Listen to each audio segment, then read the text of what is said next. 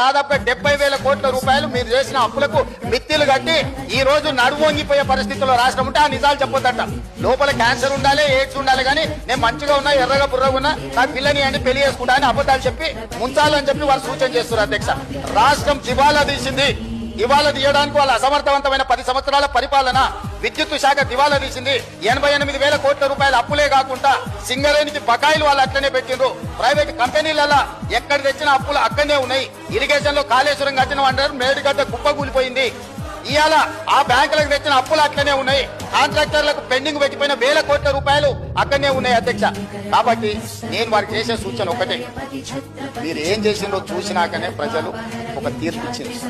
ఆ తీర్పు ద్వారైనా మీకు జ్ఞానోదయం కలుగుద్దని ప్రజలు భావించారు. ఇంకా అదే అహంకారము, అదే అహంభావము, అవే చులకన మాటలు, ఎదురుగుండా వాళ్ళని కించపరిచే విధంగా మాట్లాడడం, ఈ వ్యవహారం మానుకోండి.